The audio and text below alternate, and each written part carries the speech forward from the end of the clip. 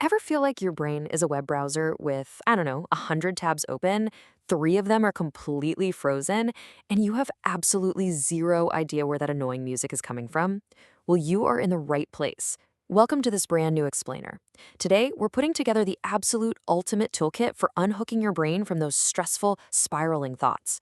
We're going to dive into a real treasure trove of research, looking at everything from clinical therapy strategies to a massive systemic review on nutritional supplements, all to build your very own personalized Overthinker survival guide. Let's get into it. Okay, so let's start with a universally relatable panic. You finally have a quiet moment, you sit down to relax on the couch, and boom, your brain just serves up a piping hot thought. Wait, did I sound weird in that email I sent 3 hours ago? Or maybe it goes, oh no, did I totally overstep with that joke at lunch? Look, we've all been there, right? Second guessing our everyday interactions until we're just completely stressed out. Or, maybe your brain skips the small stuff and goes straight for the jugular. What if I fail? Now, here is what's really interesting about our biology.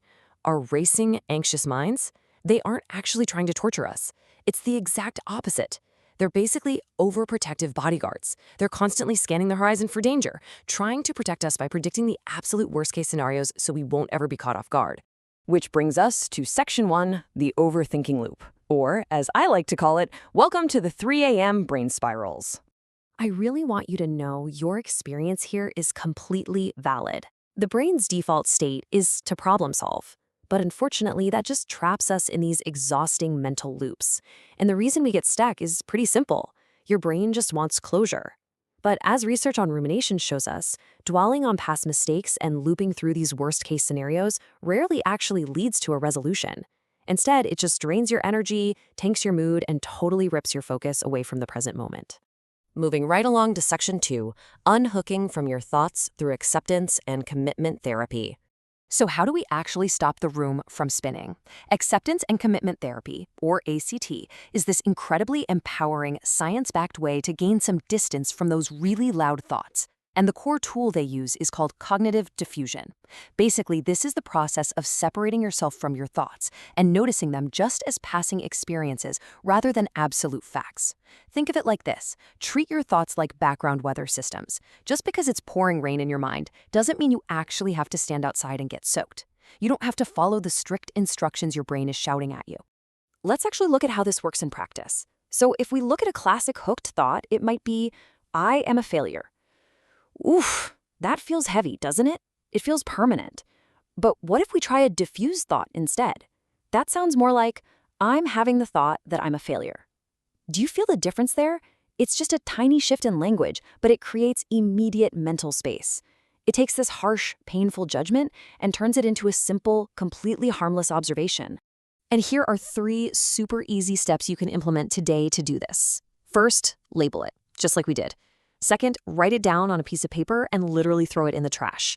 And third, which is definitely my personal favorite, say it in a silly voice. No, seriously, try saying your absolute deepest anxiety out loud like a squeaky cartoon mouse. Just go, I am having the thought that everyone is mad at me. I know it sounds completely ridiculous, right? But that is exactly the point. You strip the power right away from those stressful beliefs just by changing how they sound.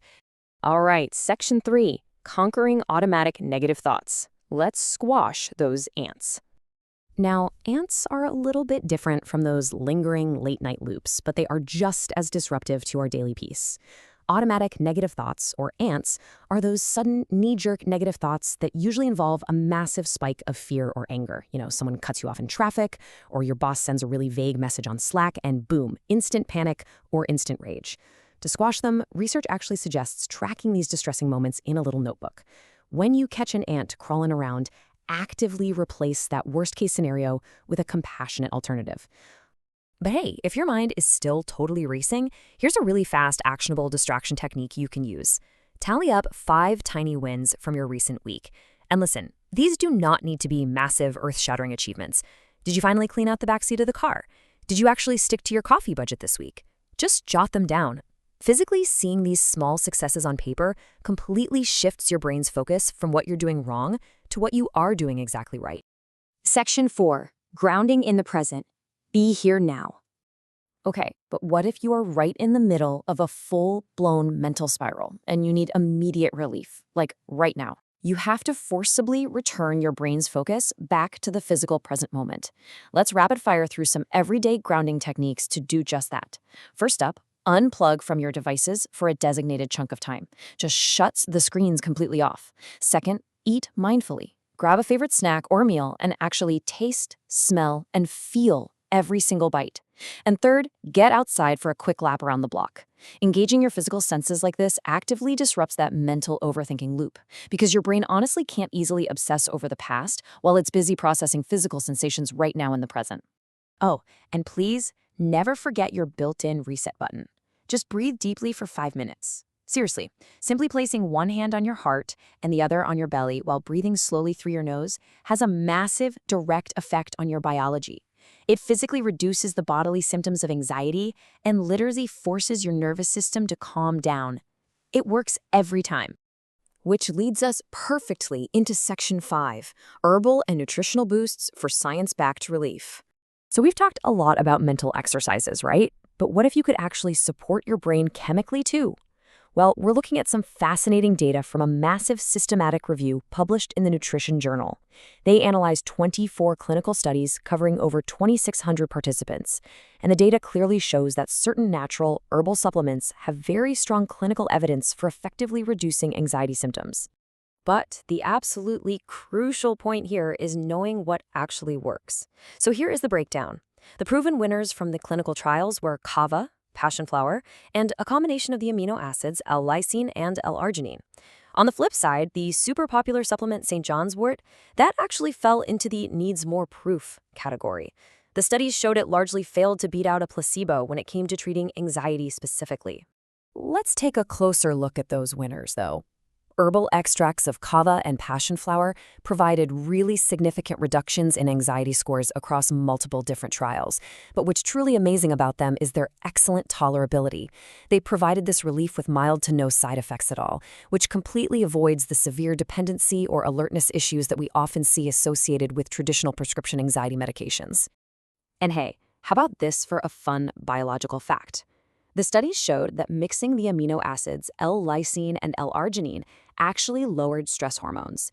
Yeah, in healthy adults facing stressful events, this specific supplement combo actively decreased baseline levels of salivary cortisol and adrenaline. You are quite literally giving your body the physical building blocks to chemically chill out. How cool is that?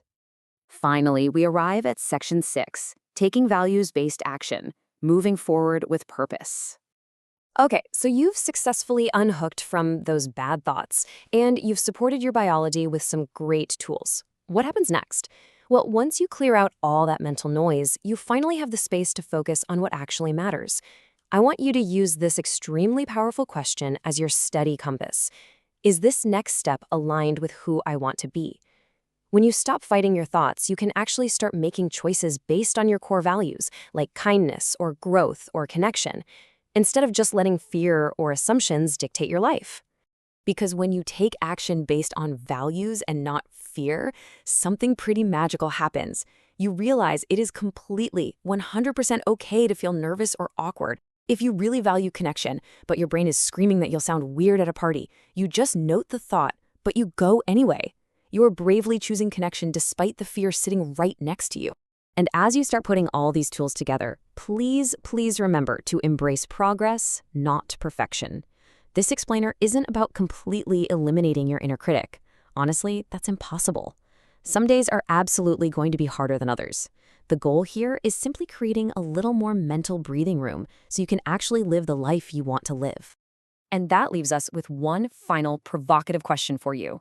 What amazing things will you accomplish when your brain finally gets out of its own way? I challenge you to implement just one of these simple tools today. Try out that silly voice, or go take a mindful walk around the block. If you loved unpacking these concepts with me, make sure you hit follow to learn more. See you in the next explainer.